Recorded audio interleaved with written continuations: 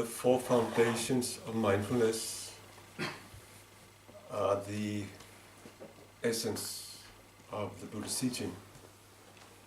We are practicing the four foundations here at this retreat. They are the essence of the practice of vipassana and the essence of the Noble Eightfold Path. Sati, mindfulness, serves all purposes, as the Buddha says. The upsplitting of this concept in four foundations is a little theoretical, because actually one foundation will suffice, as Buddha Gosa has remarked. And that's the last one. And that's the foundation of mindfulness, of meditating dharmas in dharmas.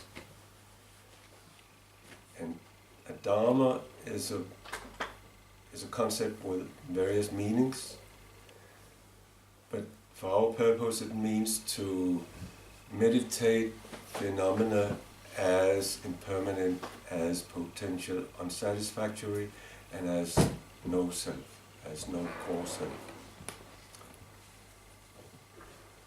But for theoretical purposes, the three other foundations are useful to consider. The first foundation is the foundation of mindfulness with matter as matter, or matter in matter. These two transcriptions are often used, which refers to this direct experience of matter. It's not about thinking about matter, but it is about developing this direct knowledge, this experiential knowledge of matter. And that knowledge is, of course, about the momentariness of matter, the potential unsatisfactoriness of matter. The body, for instance, dies, and the no-core self of matter. Matter in the broader sense is the body and the object of the senses. And as part of the object of the senses, there's the breathing that we've been meditating on. The walking meditation belongs to this foundation. We meditate on the movement of the body. And also the eating meditation belongs to this foundation, where we primarily are focused on matter. But the four foundations, they cannot really be separated. When we eat, there are also thoughts. When we walk, there are thoughts, and there are sounds, and so on and so forth. But to do a walking meditation is perhaps the easiest way to develop mindfulness, because the body is such a huge object and it simply absorbs the whole capacity of our attention, so it is quite easy to focus on the body. That kind of attention will not so easily be diverted by distraction. The second foundation is the foundation of mindfulness of Vedana in Vedana, or as Vedana. And Vedana is a very important concept. It's actually a key concept in the understanding of the working of a perceptual process, and a key concept in understanding how we are conditioned to cling to phenomena or to condemn phenomena, and also how we can let go of this clinging. Vedana transcribes quite well into English as bodily sensations. But for practical purposes, perhaps feeling tones are better. There are three kinds of feeling tones, or actually to be exact, there are 6 kinds, but basically three qualities. There's pleasant feeling tone, and there's unpleasant feeling tone, and there's neutral feeling tone. And why feeling tone is such an important focus to be attentive of is because it is the feeling tone of experience, any experience, that conditions our response or reaction on the experience. And the feeling tone is in the body. It's something we pleasure, something we feel in the body, displeasure, something we feel in the body. So when we're not very aware of our bodily sensations, we tend to react automatically on pleasure and displeasure in experience. And actually Westerners, they're very often very much inside their head and not so much down in their body. And there's actually been done some interesting research in people who have a tendency to have depressed moods or who are actually depressed, that they have very poor contact to their bodily sensations. And when they start meditating, there's an area in the brain that receives input from the body that sort of illuminates, that becomes very, very sensitive as a result of, for instance, breathing meditation. So breathing meditation will get us down into our body and into contact with these feeling tones, if we are not already in good contact with them. As I said, there are 6 kinds. From the perhaps a little contrived point of view, there are the spiritual feeling tones connected with spiritual states like loving kindness and mindfulness and so on. And then there are the so-called worldly feeling tones concerned with non-meditative states. But for all practical purposes, pleasure is pleasure and displeasure is displeasure, and neither nor is neutral bodily sensation. If we are not mindful of these feeling tones, we will react on the automatic. And that means we will try to hold on to pleasurable feeling tones. We try to cling to them in the perspective of this is for me, or I am this, or this is myself, according to the character of the experience.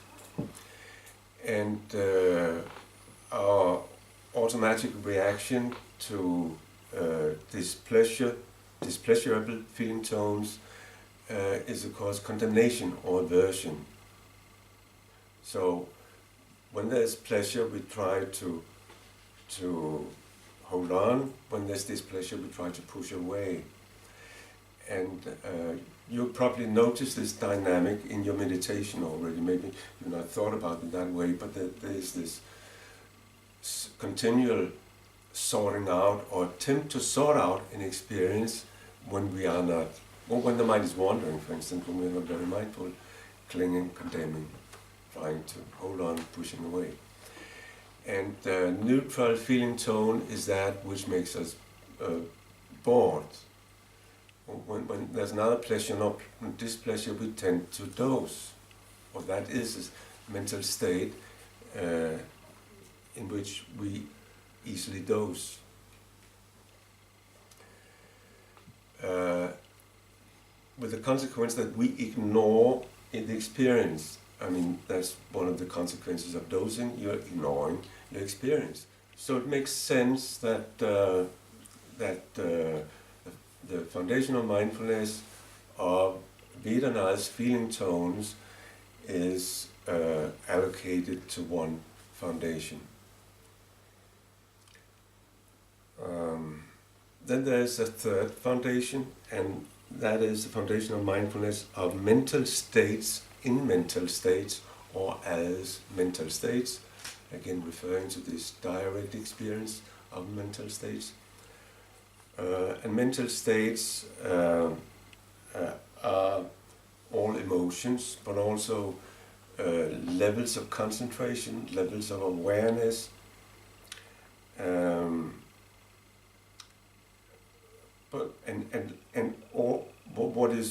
What characterizes emotions, of course, is to a very marked degree that they are embedded in some bodily feeling tones. Most positive emotions are embedded in pleasure, like love and kindness, generosity, patience, and so on. All compassion, they're all embedded in pleasurable bodily sensations. And many of the negative emotions, but not all, are embedded in negative feeling tones. Clinging, which is considered to be a negative mental state, is of course always connected with pleasure. That's why we cling. In the brief moment of belief in that this is for me and I can hold on to it, this is mine forever. And of course, dependent upon the nature of what we're clinging to, that will activate suffering when what we're clinging to passes away, because for certain it will.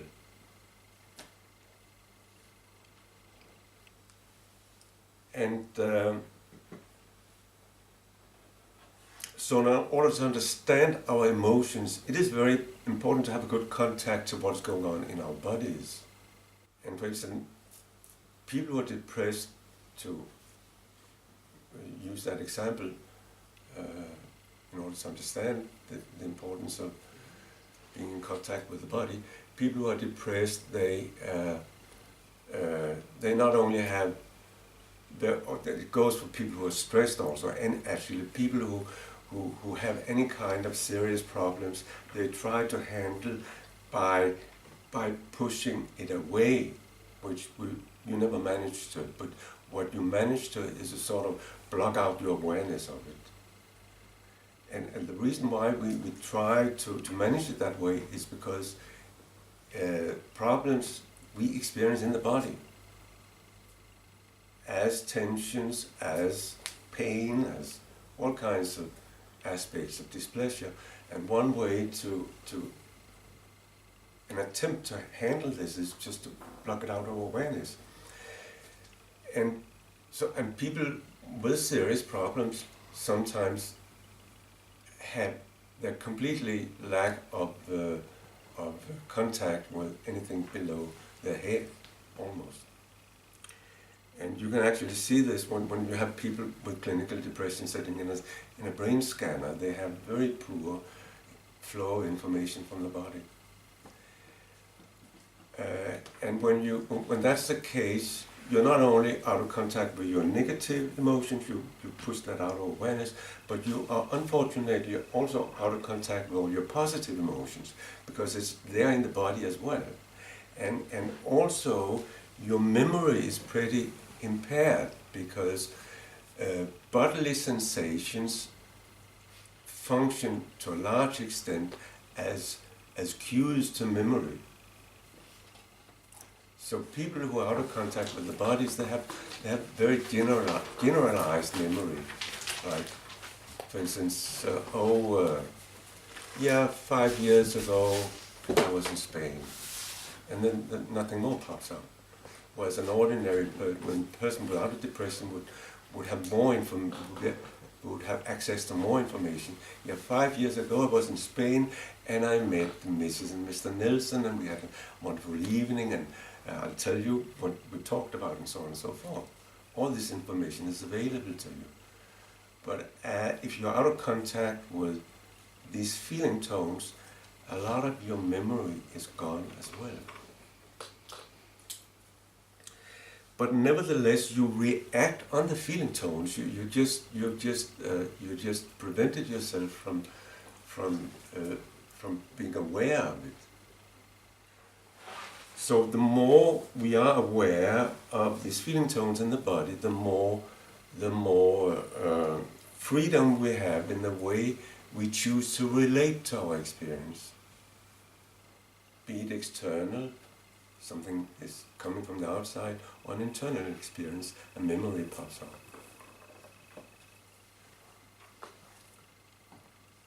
And in Vipassana we meditate a lot on these feeling tones, continually. And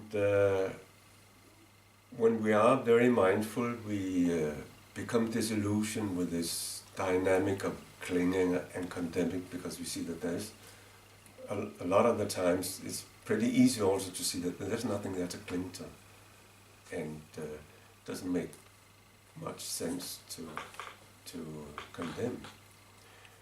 We have a kind of naive belief in that the unpleasant thing won't go away unless we condemn it.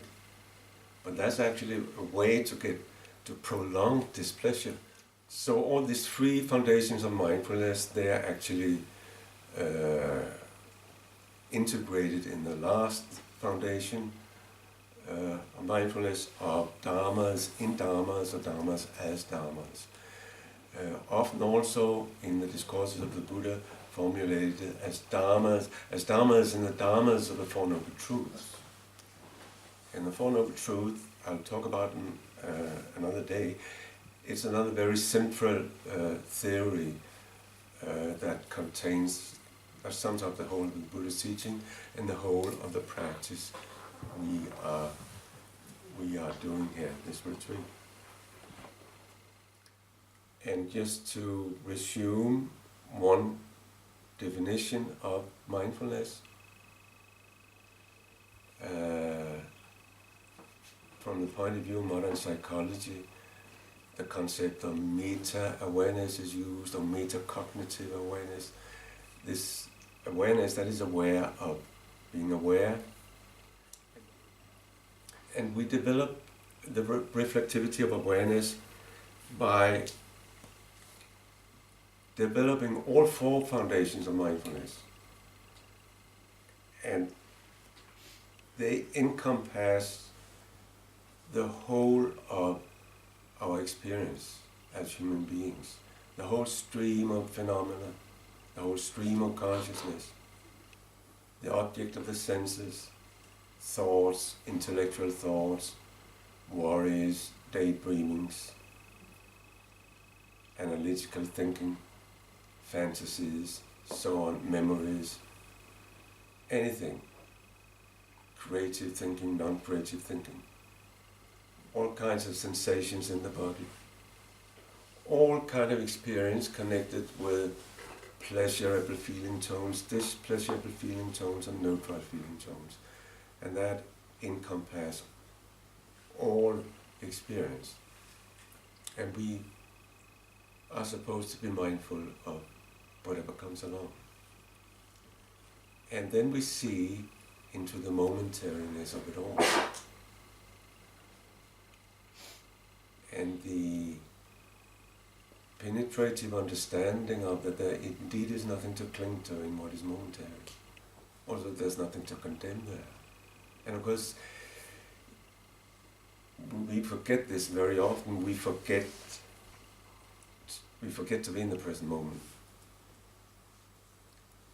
So we have to start all over again by remembering to be aware. A very interesting thing about the formulation of the Satipatthanas is that there's a fixed formula for mnemonic purposes, and so there's a whole refrain that is being repeated for each foundation, and part of that refrain is that you contemplate, for instance, matter as matter in your own, in yourself, and you contemplate matter as matter in somebody, in another person. And the same for the other foundations. You contemplate them in yourself and you contemplate them in other persons. So this mindfulness leads to empathy, to this intuitive understanding of the experience of others. The more we understand ourselves, the better we understand others, the better we understand others, the better we even understand ourselves. It's all part of this process of developing mindfulness.